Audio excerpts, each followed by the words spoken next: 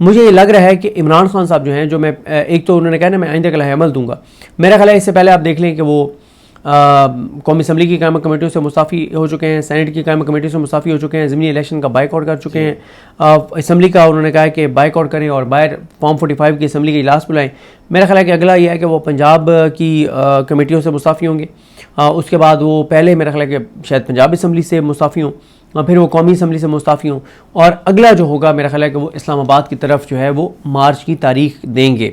और ये जो मार्च है इस्लामाबाद की तरफ, मेरे ख्याल है कि ये अक्टूबर के एंड में या ये नवंबर के स्टार्ट में मुझे लगता है कि इमरान खान जो है वो मार्च अनाउंस कर देंगे। लेकिन सदीक जान साहब, सवाल यहाँ ये पैदा होता है कि एक जलसा अनाउंस नहीं कर रहा अली मीरगढ़ पर, इतनी बड़ी तहरीक कैसे?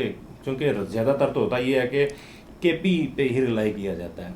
पंजाब में तो सिचुएशन आपके सामने है, सैलाब आया हुआ है, लोग अपनी मुसीबत में, इस सारी सिचुएशन में ये तहरीक कैसे कामयाब? बिल्कुल आप ठीक कह रहे हैं, इमरान खान को कुछ चेंजिंग्स तो करनी पड़ेंगी अपनी टीम में। इस टीम के साथ तो मज़ामत नहीं हो रही, ना हो सकती है, ना वो करना चाहते हैं, ना वो लड़ना चाहते हैं, ना इमरान खान के लिए खड़े होना चाहते हैं, ना वो पाकिस्तान के लिए खड़े होना चाहते हैं। इसलिए मैंने आपको अर्ज़ किया ना कि चीज़ें इमरान खान की टीम तो बदलनी पड़ेगी, और ज़ाहिर है जब वो अगला ऐलान करेंगे तो उन्हें पता है कि वो किस टीम को उन्होंने ये टास्क जो है वो देना है। और अभी देखें ना कि इमरान खान साहब ने ज़मीनी इलेक्शन के बाइकआउट की बात की, तो फिर दोबारा इलेक्शन कमीशन को कहा गया कि डिले कर दें और अभी हमने इलेक्शन नहीं करवाने। लेकिन वो बहाना बना रहे हैं, या वो इलेक्शन कमीशन ये प्ली ले रहा है कि चूंकि सैलाब आया हुआ है इस वजह से हम, वो तो फजूल बात कर रहे हैं ना। अच्छा, ओवरऑल अगर आप देखें कि अब जो जिस तरह की रिपोर्ट्स आ रही हैं कि डेली 25 अरब रुपया कर्ज़ा लिया जा रहा है, डेली का जो बनता है, ठीक है, पिछले एक साल में 9000 अरब रुपया जो है वो कर्ज़ा लिया गया। पिछले एक साल में 9000 अरब कहाँ लगा वो आपको नज़र आए? अपना ये जब से इमरान खान की हुकूमत गई है 30 से 35 हज़ार अरब का कर्जा ये अब तक ले चुके हैं जब से इमरान खान। ना क्यों नहीं हुआ, मैं आपको बता देता हूँ। वज़ीर आला मरियम नवाज जो है पंजाब की, उन्होंने जापान का बड़ा कामयाब दौरा किया। बिल्कुल ऐसे ही है, वहाँ पे खर्चा है सर, इसके लिए तो कर्जा जरूर नहीं, वो बिल्कुल आप ठीक कह रहे हैं। वो तो इश्तिहार भी मीडिया को अरबों रुपए के दिए हैं, वो तो इन चीज़ों के लिए है, करप्शन लूट मार मामला सूरत-ए-हाल के लिए ज़रूरी हैं। फिर आप देखें ना कि रीजन के अंदर बड़ी तेज़ी से डेवलपमेंट्स हो रही हैं, इंटरनेशनली हो रही हैं।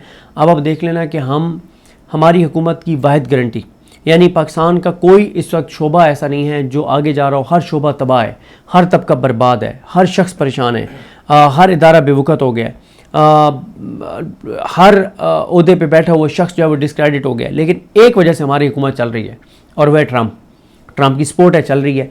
लेकिन एक चीज़ देख लें कि ट्रंप वो हमें जो चढ़ा रहा था ना बहुत ऊपर, वो इसलिए चढ़ा रहा था कि उसने मोदी को नीचा दिखाना था, मोदी को टेंशन देनी थी। अब मोदी और उसकी बात हो रही है, अगर उससे सुलह हो जाती है तो, और अगर इंडिया जो है वो, या तो इंडिया क्या करेगा कि ट्रंप की मुखालफत में, अमेरिका की मुखालफत में चाइना के बहुत करीब चला जाएगा तो भी हमारा नुकसान है, ऐसे ही है, ठीक है। और अगर वो अमेरिका के दोबारा करीब चला जाता है तो भी हमारा नुकसान, क्योंकि हमारा तो सारे के सारी चीज़ें जुगाड़ पे चल रही हैं, ठीक है। अभी दोबारा देखें ईरान के अंदर बड़ी हलचल है कि इसराइल हमला कर सकता है जी, ठीक है, कतर पे कर दिया तो ईरान पे, ठीक है। फिर एक और चीज़ है, ट्रंप को एक पाकिस्तान के साथ एक बड़ा जो एक मामला था वो ये था कि इब्राहिम अकॉर्ड पे हम चले जाएंगे और पहले ये अरब ममालिक तस्लीम करेंगे इसराइल को और फिर हम भी तस्लीम कर लेंगे। लेकिन अब आपके सामने हालात हैं कि अब हालात ये हैं कि कतर वाले हमले के बाद बड़ा मुश्किल हो गया कि अरब ममालिक जो हैं वो तस्लीम करें इसराइल को। अगर वो नहीं करेंगे तो हम कहाँ से करेंगे? तो इसलिए मुझे लगता है कि इंटरनली भी चीज़ें ठीक नहीं हैं, इंटरनेशनली भी ठीक नहीं है, रीजनली भी ठीक नहीं है। और असल जो इस निज़ाम की जो गारंटी है ना, ये निज़ाम एक ही वजह से चल रहा है कि पीटीआई की बाहर क़यादत लेला क़यादत है। एक ऐसे वक्त में जब इनको चाहिए था कि बर्बाद कर देते हुकूमत को, एक्सपोज करके रख देते कि इन्होंने जो सैलाबज़दा इलाकों में जो झूठ बोल रहे हैं, जो टिकटॉक बना रहे हैं और ग्राउंड के ऊपर कुछ नहीं कर रहे, लेकिन नहीं है, कोई इनका फोकस नहीं है। और फिर आप देखें ना कि अदालती महाज के ऊपर एक्टिविटी शुरू हो गई हैं, केसेस लगना शुरू हो गए हैं, अदालती छुट्टियाँ ख़त्म हो गई हैं। अब रोज़ कोई ना कोई केस लगा हुआ होगा, वहाँ पे वकील जाएंगे, रिमार्क्स आएंगे, फिर वकला की बड़ी एक्टिविटी चल रही हैं। अक्टूबर में और नवंबर में इलेक्शन है, सुप्रीम कोर्ट बार और पंजाब बार, पाकिस्तान बार, ये सारे कुछ और बार्स के इलेक्शन चल रहे हैं। तो इलेक्शन, बार के इलेक्शन हो चाहे कौमी इलेक्शन हो, इस पे अवाम का वैसे ही एतमाद कम हो चुका है। नहीं, मैं एक मिनट का कलम की माजरत, मैं ये अर्ज़ कर रहा हूँ कि वकला चार्ज हैं। अब ये तो काम है तहरीक इंसाफ का कि उनको लाइमलाइट में लाएं और वो चीज़ें करें। लोग अगर होंगे तो ठीक है। तो अच्छा, फिर इसी तरह से सैलाबज़दा इलाकों में ये जाएं, अभी कुछ ने जाना शुरू किया है, वहाँ से वीडियोस बनाएं, प्रेस कॉन्फ्रेंसेस करें।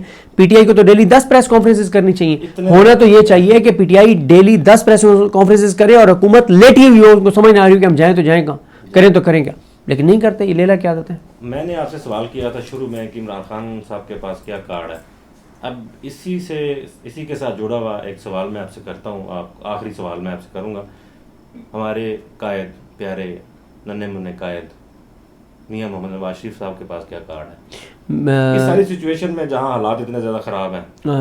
ताबेदारी, ग़ुलामी, सरेंडर और आसान रास्ते पे सफ़र, और उनके पास क्या ऑप्शन है? लेकिन नून लीग के लोग कह रहे हैं कि वो कुछ करना चाहते हैं लेकिन उनके हाथ बंधे हुए हैं। देखें, वो कहते रहे कि हाथ बंधे हुए हैं। हाथ किस बात बंधे हुए हैं? भाई मुल्क तरक्की कर रहा है तो इसलिए वो चुप करके बैठेंगे, चले मुल्क तरक्की कर रहे हैं। सिर्फ इसलिए उनके हाथ बंधे हुए हैं कि वो अपनी सीट हारे हुए हैं, या डॉक्टर यास्मीन राशिद से हारे हुए हैं, उनकी बेटी महज शराफत से हारी हुई है, उनका पूरा ख़ानदान हारा हुआ है, उनकी पार्टी 17 सीटर पार्टी है। और हाथ इसलिए बंधे हुए हैं कि ज़रा बात करेंगे तो करप्शन लूट मार के केसेस सारे पड़े हुए हैं, अंदर जाएंगे, जेल के अंदर जाएंगे। केसेस भी खुल सकते नहीं, वो तो इस दौरे पिछले 3 साल में जो करप्शन हुई है, ये पाकिस्तान की तारीख में ऐसी करप्शन ना किसी ने सुनी है, ना किसी ने देखी है। तो शहबाज शरीफ साहब तो चाइना में जाकर कहते हैं कि मेरी दौरे हुकूमत में करप्शन है। बिल्कुल, वो ठीक कह रहे हैं, शहबाज शरीफ साहब बिल्कुल ठीक कह रहे हैं। वो इस तरह के दावे पहले भी करते रहते हैं, और ज़ाहिर है वो ये बातें इसलिए करते हैं कि जब हमें ये बताएंगे सुहेल वड़ाई साहब अहम मुलाकात के बाद कि उधर से कहा गया कि शहबाज शरीफ बहुत कमाल पर्सनैलिटी हैं, 18-18 घंटे काम करते हैं, क्या बात है, और बहुत हम इम्प्रेस हैं, और हमारा मतलब शहबाज शरीफ रहेंगे। और अब पाकिस्तान की यूथ की बदकिस्मती देखें ना, और पाकिस्तान के लोगों के लिए बुरी खबर देखें कि हमें ये बताया जाता है कि अगला जो वज़ीर-ए-आज़म है वो बिलावल होगा या मरीम नवाज़ होंगी। आप अंदाज़ा लगाएं ना कि मुल्क के साथ, मतलब कोई शख्स अगर उसकी मुल्क के साथ 1% भी वफादारी है ना, तो वो ये कभी सोचेगा भी नहीं कि मरीम नवाज़ को अगला वज़ीर-ए-आज़म बनवाना है मैंने, या बिलावल को बनवाना है। लेकिन यहाँ पे मुल्क से वफादारी थोड़ी क्राइटेरिया है। मसला है मेरी ज़ात, मेरी ज़िद, मेरी अना, मेरा मफाद। मैं अपने मफाद के लिए कुछ भी करने को तैयार हूँ। तो जब ये चीज़ें होंगी तो फिर कैसे मुल्क चलेगा? देखते हैं चीज़ें आगे कैसे बढ़ती है। उम्मीद है कि अच्छा होगा, जो भी होगा। हमें दीजिए इजाज़त। अल्लाह हाफिज़। देखिए, बात यह है कि इमरान खान साहब का अगर आप आखिरी ट्वीट पढ़ें, जो आखिरी ट्वीट था इमरान खान साहब का, जो अलीमा खानम साहिबा से जो उन्होंने गुफ्तगू की, उसका जो पहला ट्वीट है उसका आखिरी जुमला बहुत इंपॉर्टेंट है कि बहुत जल्द मैं आइंदा कलाहे अमल दूंगा। अब देखें, आप ना चीज़ों को जूम आउट करके देखें, आप बड़ी पिक्चर में देखें। आप जब जूम आउट करके देखें ना कि इस वक्त हालात क्या हैं पाकिस्तान के, आप बलूचिस्तान से शुरू हों।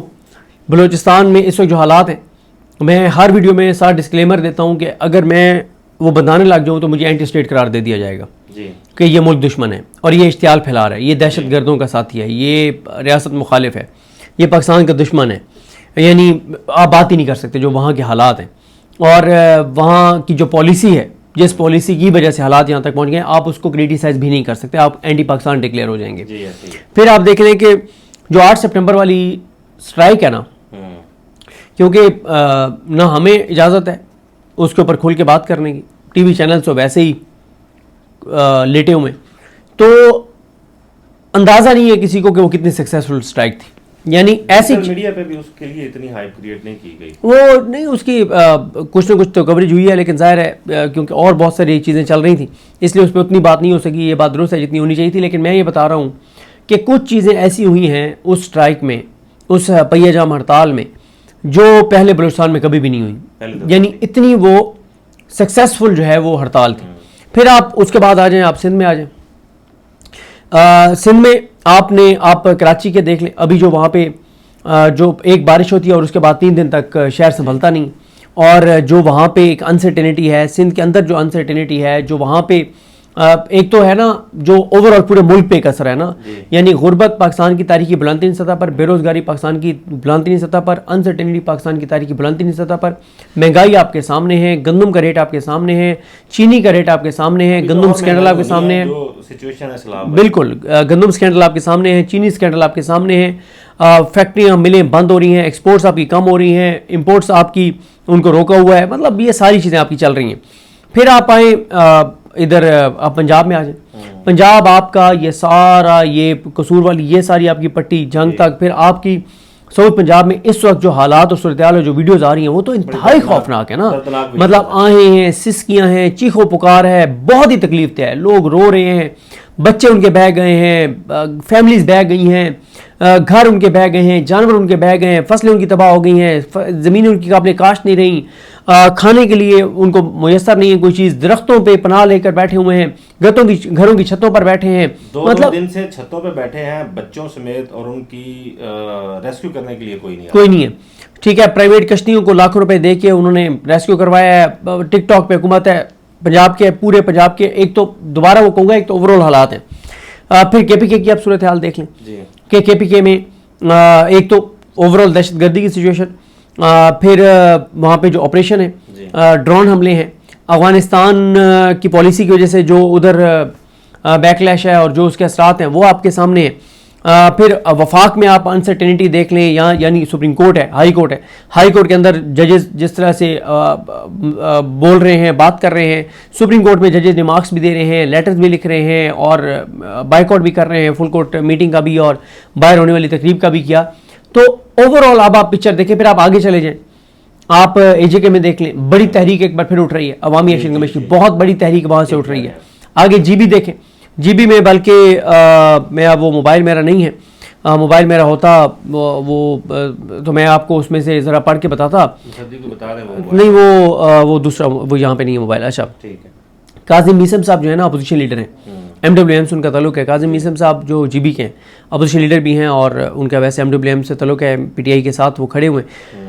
उनका कल का एक ट्वीट है और उन्होंने शायद प्रेस कॉन्फ्रेंस भी किया, वो मैं सुन नहीं सका, वो भी मुझे किसी ने भेजी हुई थी कि कल सेनेट का वफ्द गया है वहाँ पे जीबी में, कि वहाँ पे जो सेनेट का डेलीगेशन है वो वहाँ पे जाके मीटिंग कर रहा है माइंस एंड मिनरल्स के ऊपर, कि जी इसके ऊपर पॉलिसी क्या होगी, क्या रोड मैप होगा। ये भाई आपका क्या ताल्लुक है?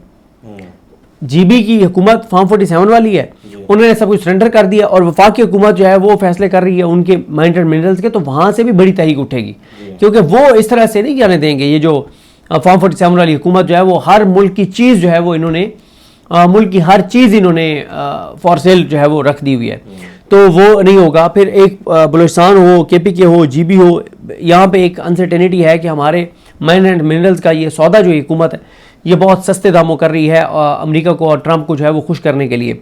तो इस सारी सूरत हाल में, इस सारे सिनेरियो में इमरान खान क्या कह रहे हैं? इमरान खान कह रहे हैं कि सितंबर में आप जलसा करें, जो कि आज 12 सितंबर हो गई है, अभी तक तारीख नहीं दे रहे क्योंकि चाबी वाले खिलौने हैं। अच्छा, कल मैंने बहुत ज़्यादा तनकीद की और सोशल मीडिया पे बहुत ज़्यादा बात होने लगी, ये नहीं कि मैंने तनकीद की, वैसे ओवरऑल भी सोशल मीडिया पे बात होने लगी, तो आपने देखा कि अब इनके MNAs MPS सेंटर्स और टिकट होल्डर्स जो है वो कुछ ना कुछ हलचल हुई है, जनूबी पंजाब में सलाबत इलाकों में जाना शुरू हुए, अच्छी बात है, और एक्टिव हुए, बिल्कुल ठीक है। कोई काम करेंगे तो हम इनकी तारीफ़ करेंगे कि अच्छा काम कर रहे हैं।